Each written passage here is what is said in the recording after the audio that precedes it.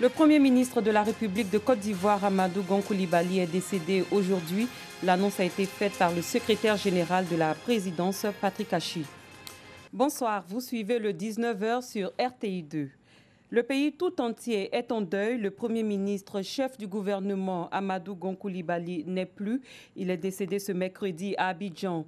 L'information a été donnée cet après-midi par le secrétaire général de la présidence, Patrick Achi. Je viens vous faire la lecture d'un communiqué de son Excellence M. Alassane Ouattara, président de la République de Côte d'Ivoire. Mes chers compatriotes, la Côte d'Ivoire est en deuil. J'ai la profonde douleur de vous annoncer que le Premier ministre Amadou Gon Coulibaly, chef du gouvernement, nous a quittés. En ce début d'après-midi, après avoir pris part au Conseil des ministres ce mercredi 8 juillet 2020 au palais de la présidence de la République. Je voudrais, au nom du gouvernement et en mon nom personnel, présenter mes condoléances les plus attristées à la grande famille Gon Coulibaly, à toutes les familles alliées ainsi qu'à l'ensemble des Ivoiriens. Je rends hommage à mon jeune frère, mon fils, Amadou Gon Coulibaly, qui a été, pendant 30 ans, mon plus proche collaborateur. Je salue la mémoire d'un homme d'État, de grande loyauté, de dévouement et d'amour pour la patrie.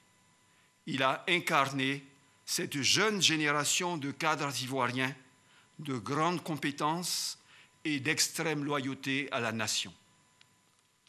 Avec la disparition d'Amadou Gon Coulibaly, la Côte d'Ivoire perd un modèle pour la jeunesse, un exemple de compétence, d'ardeur au travail et d'abnégation. Que son âme repose en paix. Fait à Abidjan, le mercredi 8 juillet 2020, Alassane Ouattara, président de la République de Côte d'Ivoire. Nous nous intéressons à présent au domaine de l'éducation. C'est parti pour les épreuves orales du brevet d'études du premier cycle BEPC. Elles ont débuté ce mercredi 8 juillet sur toute l'étendue du territoire national. Plus de 500 000 candidats composent dans plus de 700 centres d'examen. Le ministère de l'Éducation nationale, de l'enseignement technique et de la formation professionnelle assure que les épreuves se déroulent dans le strict respect des mesures barrières. Dangui. Mercredi 8 juillet 2020, premier jour des épreuves orales d'anglais des examens du BEPC, brevet d'études du premier cycle. Il est 8h52 au lycée Pierre Gadier 1 de Yopougon, Abidjan. Les épreuves ont débuté depuis 30 minutes dans le respect des mesures barrières.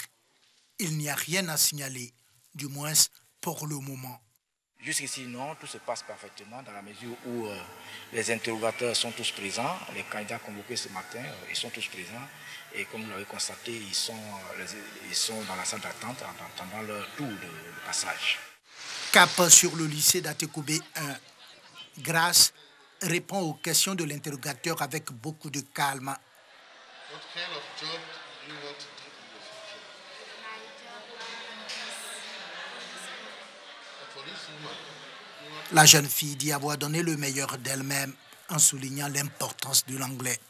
L'anglais est une langue très importante parce que si tu te vas par exemple aux États-Unis, tu dois apprendre l'anglais au Ghana, au Nigeria.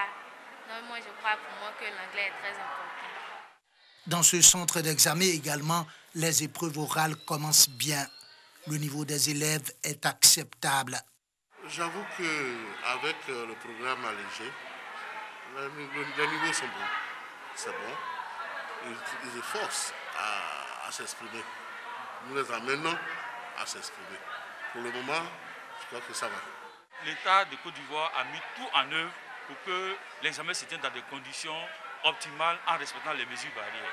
Donc vous pouvez vous rassurer en regardant dans les salles, vous allez trouver des gels, vous allez trouver des masques auprès des interrogateurs qui les remettent à chaque candidat dès qu'il devra prendre la parole. Pour rappel, 503 472 candidats composent dans 799 centres d'examen. à la recherche du brevet d'études de premier cycle BEPC. Du côté de l'entrée en 6e session 2020, c'est la proclamation des résultats.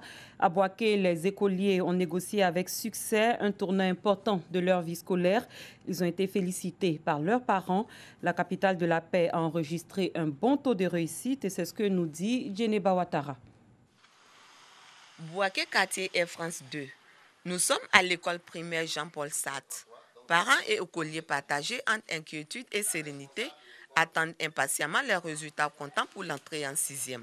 Pendant ce temps, les responsables de l'établissement sont à la tâche pour de meilleures conditions à la proclamation des résultats. 15h10, le directeur de l'établissement invite parents et écoliers à prêter attention.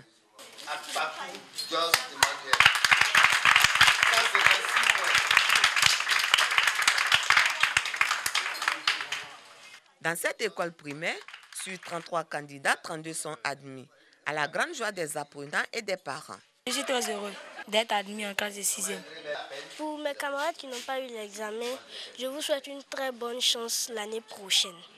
Un sentiment de joie et de fierté de voir son enfant réaliser un rêve quand même. Parce que tout parent voudrait que quand son enfant est scolarisé, il puisse produire des résultats probants, des résultats satisfaisants. Au groupe scolaire Bassa, sur un total de 222 écoliers, on enregistre 199 admis. Pour les responsables du COGES et écoliers, c'est une grande satisfaction. Je suis vraiment content parce que j'ai eu mon entrée en 6e et mes points sont montés. J'ai eu 140 au total. Je suis très satisfait des résultats. Pour ceux qui ne sont pas admis, je leur souhaite bonne chance parce que l'année prochaine, ils vont doubler d'efforts. Les candidats aux tests d'entrée en classe de 6e ont été évalués à partir des notes de contrôle continu et des 2 examens blancs. L'admission en 6e se fait sur la base de l'obtention des 85,870, conformément à la mesure de suppression du concours d'entrée en 6e, en vigueur depuis 2013.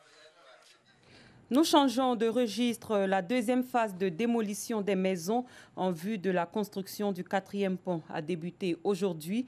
L'opération est en cours. Elle se déroule dans le calme, comme nous l'explique notre reporter Dangui Dangui. Abidjan, commune d'Atekoubé, le quartier Boribana, qui signifie littéralement « la course est finie » en malinké, est rattrapé par son nom. Après un premier passage de gros engins qui ont rayé une bonne partie de ce quartier précaire de la carte, la seconde phase de démolition des maisons en vue de la construction du 4e pont a débuté ce mercredi 8 juillet. Des engins broient des immeubles sous le regard de passants, pris entre déception et espoir. Ça me fait la peine parce que nous sommes dans une période critique, tout le monde le sait. Ça a paralysé tout l'univers entier, tout le monde le sait. La crise sanitaire, la Covid-19.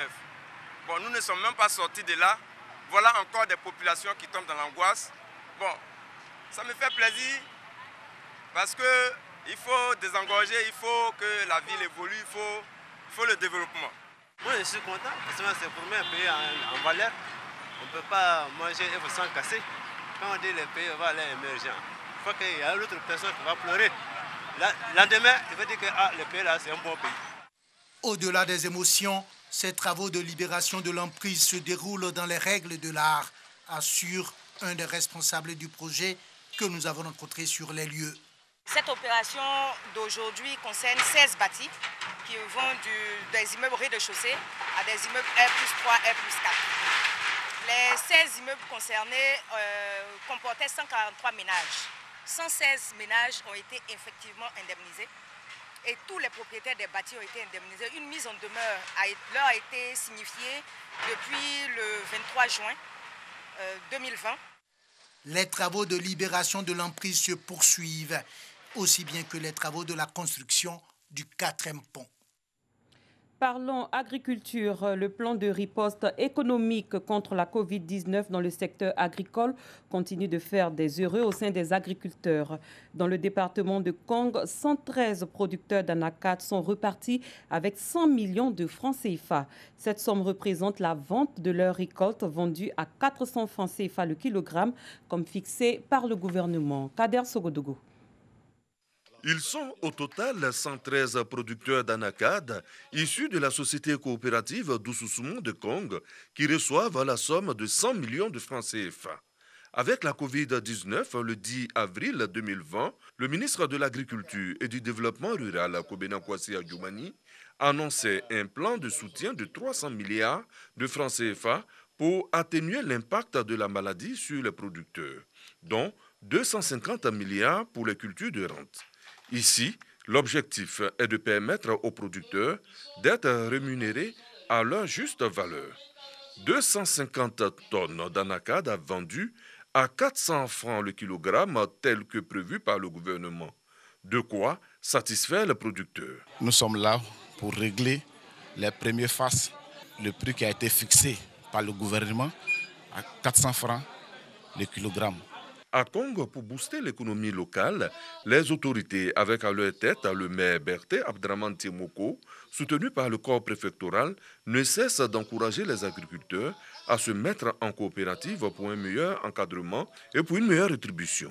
Aujourd'hui, cette politique donne des résultats satisfaisants. On l'a indiqué aux parents lors des réunions de se mettre en mouvement coopératif pour jouer un rôle majeur sur le marché qui est assez déjà concurrentiel.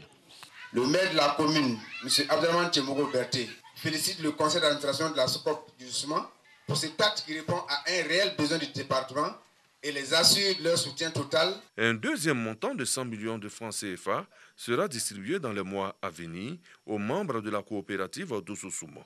Ils auront, à coup sûr, le cœur en paix. La lutte contre le coronavirus se poursuit. Le club service Léo Club Korogo Poro a pris en charge plusieurs malades et fait des dons en vivres à l'Association nationale d'aide d'enfants en danger, ANAED. Une action sociale pour soulager ces populations et structures impactées par la Covid-19. Soro Corona. L'Association nationale d'aide d'enfants en danger, ANAED de Korogo, reçoit la visite des membres de Léo Club Korogo Poro.